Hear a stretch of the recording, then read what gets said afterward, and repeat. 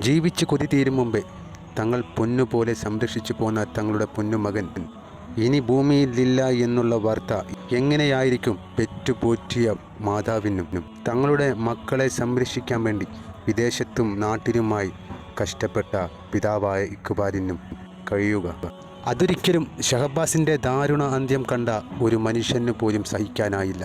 നീതി ഷഹബാസിന് കിട്ടും എന്നുള്ള യാതൊരു ഉറപ്പുമില്ല. ഒരു കാര്യം വ്യക്തമായി മനസ്സിലാക്കേണ്ടതാണ്, ഇതിൽ നിന്ന് കുറ്റവാളികളായ കുട്ടികൾ രക്ഷപ്പെടുകയാണെങ്കിൽ അത് വലിയ ദുരന്തമായി നമ്മൾ കാണേണ്ടി വരും.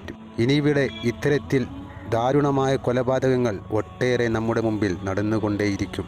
അതിന് കാരണവും ഷഹബാസിൻ്റെ ഈ കൊലപാതകത്തിൽ യാതൊരു നടപടിയും ഉണ്ടായില്ല എന്നതും ഇനിയും ഇത്തരത്തിലുള്ള കുറ്റകൃത്യങ്ങൾ തുടരാൻ കാരണമാകും. അതല്ലെങ്കിൽ ഒന്ന് ചിന്തിച്ചു നോക്കൂ, പ്രായപൂർത്തിയാകാത്ത ഒരു കുട്ടിയായി കഴിഞ്ഞാൽ ഒരു കൊലപാതകം ചെയ്താലും ഇവിടെ കുഴപ്പമില്ല എന്നുള്ളൊരു ബോധം അവർക്ക് വന്നെത്തിയെങ്കിൽ പല ആളുകളും തങ്ങളുടെ വൈരാഗ്യം ചെറിയ കുട്ടികളെ കൊണ്ട് ചെയ്യിച്ച് പക വീട്ടുന്ന സാഹചര്യത്തിലേക്ക് സാമൂഹിക അവസ്ഥയെ മാറ്റിമറിക്കുന്ന രീതിയിലല്ലേ ഈ നടപടിക്രമങ്ങൾ മുന്നോട്ട് പോകുന്നത്.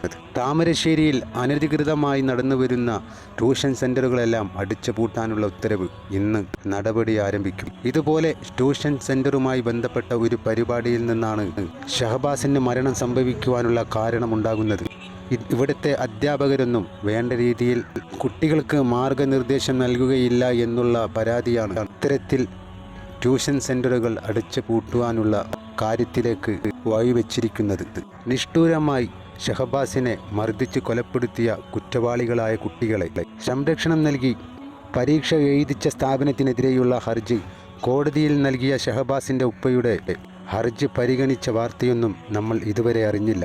അതല്ല, ഇത് പാവപ്പെട്ട കൂലിപ്പണിക്കാരനായ ഇക്ബാലിൻ്റെ മകനായതിൻ്റെ പേരിലാണോ ഷഹബാസിൻ്റെ ഘാതകർക്ക് സംരക്ഷണം ലഭിക്കാൻ കാരണം? ഇതിവിടുത്തെ ഏതെങ്കിലും മുതിർന്ന ഒരാളുടെ ഏതെങ്കിലും സമൂഹത്തിൽ സ്വാധീനമുള്ള ഒരു വ്യക്തിയുടെ മകനോ മറ്റോ ആയിരുന്നെങ്കിൽ എന്തായിരിക്കും സ്ഥിതി എന്നുള്ളതും നമുക്ക് അറിയില്ല.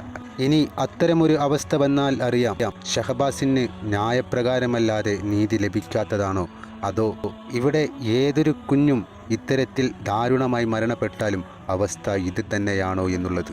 ഷഹബാസിന് വേണ്ടി പാട്ടുപാടുന്നു, കണ്ണീർ പൊഴിക്കുന്നു, ഓരോ അമ്മമാരും ഹൃദയം നൊന്ത വേദന പങ്കുവെക്കുന്നു. പക്ഷേ ഷഹബാസ് നീതി കിട്ടാതെ 6 അടി മണ്ണിൽ എത്ര വേദനയായിരിക്കും ഷഹബാസ് എന്ന 15 വയസ്സുകാരൻ ആ വേളയിൽ സഹിച്ചിട്ടുണ്ടാകുക.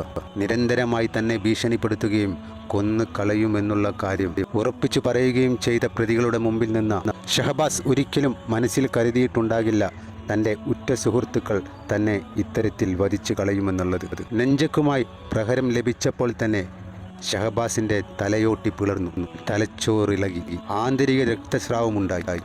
ശേഷം വീട്ടിലെത്തിയ ഷഹബാസ് ആ കാര്യം ആരോടും മിണ്ടാത്തതും തൻ്റെ ഉപ്പയുടെ സാമ്പത്തിക ശേഷി അറിഞ്ഞതുകൊണ്ടായിരിക്കും. തന്നെ വളർത്താനും പഠിപ്പിക്കാനും വേണ്ടി തന്നെ പിതാവ് ഒട്ടേറെ കഷ്ടപ്പെടുന്നു എന്നുള്ള ബോധം ഈ പാവം കുട്ടിയുടെ നെഞ്ചിലുണ്ടായതിൻ്റെ പേരിലായിരിക്കും അവൻ ആ കാര്യം ആദ്യം തുറന്നു പറയാത്തത്. ഷഹബാസിന് നീതി കിട്ടേണ്ടത് അനിവാര്യമാണ്. അത് ഈ നാടിൻ്റെ ആവശ്യമാണ്.